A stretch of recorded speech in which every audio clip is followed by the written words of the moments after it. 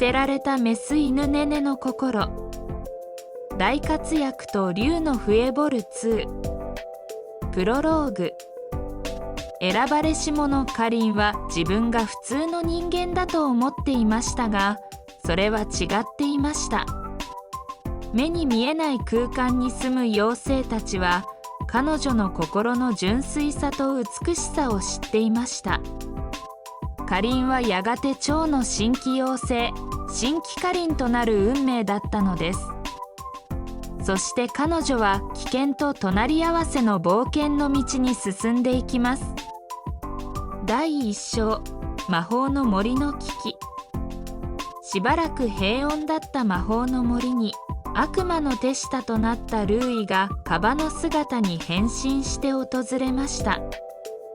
彼らの目的は、魔法の森に病原体ジスをまき散らし、混乱と破壊をもたらし世界を悪の魔法で支配することでした。カバのルーイは魔法の森の住民たちに親しまれるようにひょうきんに振る舞いながら、密かに病原体を広めていきました。また、タヌキのポンには、わからないようにワクチンを注射し、彼が病気にかからないようにすることで、ポンが疑われるように仕向けました。ルーイ自身は軽い症状で済むように少量のワクチンを打っていたのです。病原体ジスは、呼吸器と神経を侵す伝染力の強い恐ろしい病気です。第2章、森の住民たちの苦しみ。カバのルーイが病原体をまき散らしたことで、魔法の森の住民たちは次々と病気にかかり始めました。最初に症状が現れたのは、森の中心部に住む動物たちでした。彼らは突然、激しい咳や呼吸困難に襲われ、次第に動けなくなっていきました。病気は風に乗って広がり、森の隅々まで到達しました。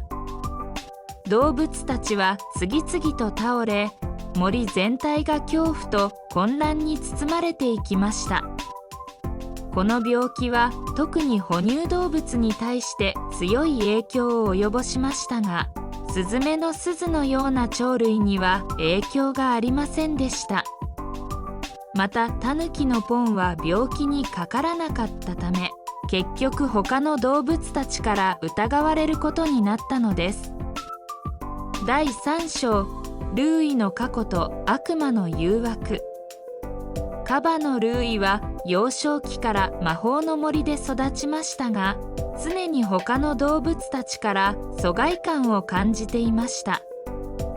彼の両親は早くに亡くなり、孤独な日々を過ごしていたため、心の中に深い孤独と悲しみや理由のない恨みが根付いていました。そんな彼にとって、カリンのような純粋で美しい心を持つ者たちは、彼が決して手に入れることのできないものを象徴していました。悪魔はその孤独と悲しみを利用し、カバのルーイに力と地位を約束しました。ルーイはその誘惑に負け、悪魔の手下となることを選びました。彼は魔法の森の平和を破壊することで、自分に特別な力があることをみんなに見せようとしたのです。第4章、カリンとウベイの冒険。その時、傷ついた1羽のスズメの鈴と全身回線病で異臭がするタヌキのポンも魔法の森を訪れていました。鈴とポンは口下手で、匂いも臭かったため、みんなから避けられていました。魔法の森の異変を知らせるため、魔法の鳥ノックはカリンと勇者ウベイを必死で探していました。その時、カリンとウベイは伝説の各種の病気を治す楽器、竜の笛を探していました。彼らはついに竜の笛があるとされる洞穴の前にたどり着きました。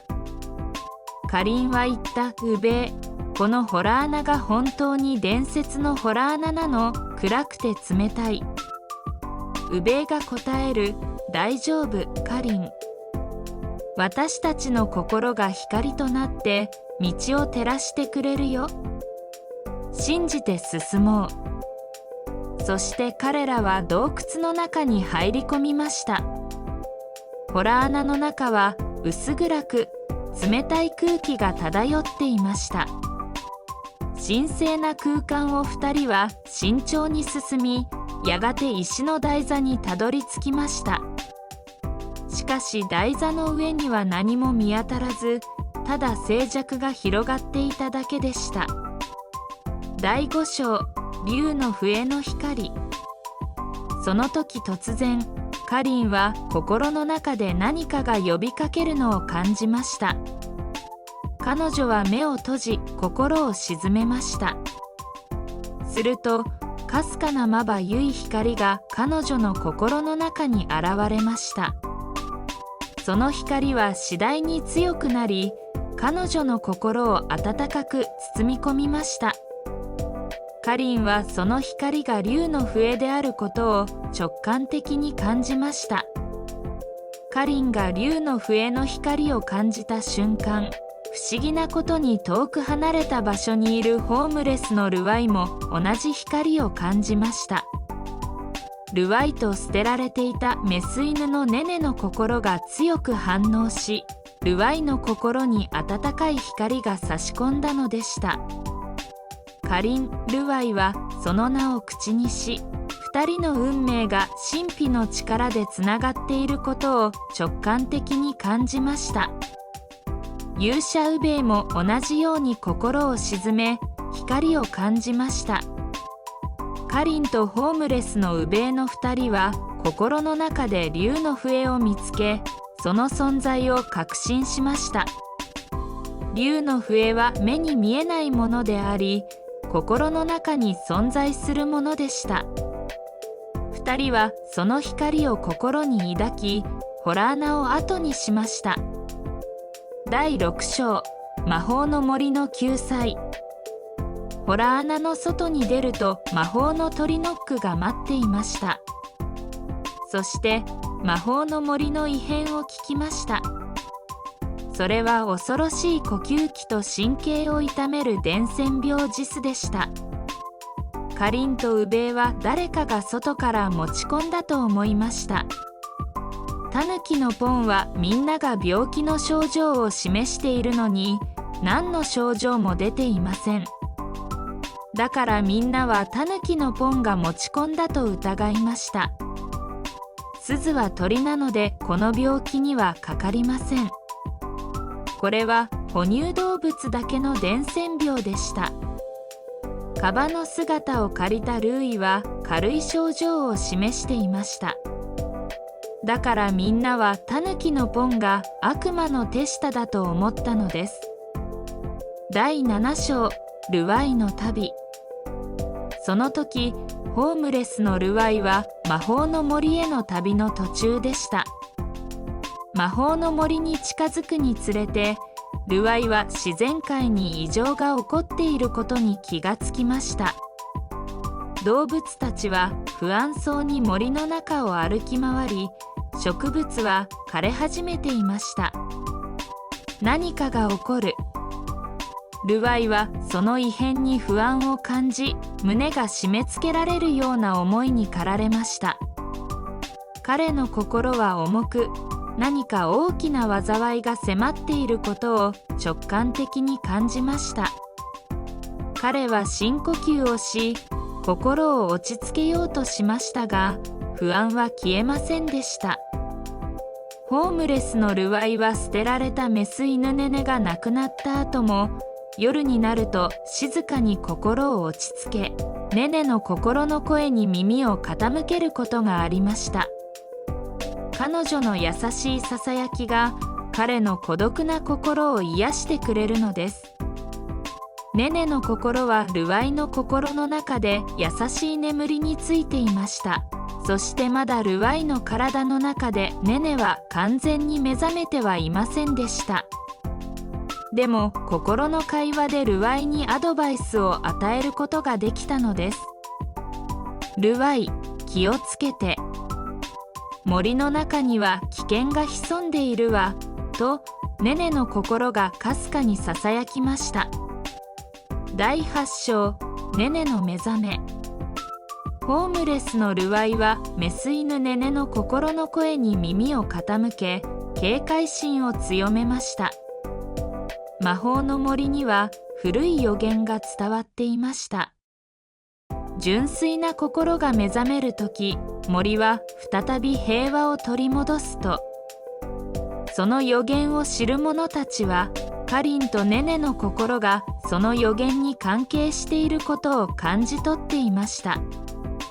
ルワイは魔法の森に近づくにつれて、ネネの心が強く反応するのを感じました。森に入ると、ネネの心がまたかすかに輝き始めました。これは一体、ルワイは驚きながらも、その光に導かれるように進みました。そこにはカバに変身したルーイがみんなに、でたらめを伝えていました。ルワイがそれを見た瞬間、ルワイの心の中のメス犬ネネが悪魔の手下になったルーイに気がつき、直ちに目を覚まし、カバの姿をしたルーイに全力で噛みつきました。その瞬間、ルーイは噛みつかれた激しい痛みから元の姿に戻りました。そしてみんなに企みがばれたのです。彼は闇とともに慌てて逃げていきました。第9章、竜の笛の力。ルーイの陰謀が明るみに出た後、魔法の森は再び平和を取り戻しました。カリンとウベイは竜の笛を心の中に見つけ、病気を治療することができました。竜の笛は目に見えず、心の中に存在するものなのです。彼らがかすかなまばゆい光が心に差した瞬間、心優しい彼らの心の中に竜の笛が入ったのです。そのおかげで魔法の森の動物たちは回復し、みんなが元気になりました。第10章エピローグ、新たな冒険の始まり。しかし、魔法の森の戦いはまだ終わっていません。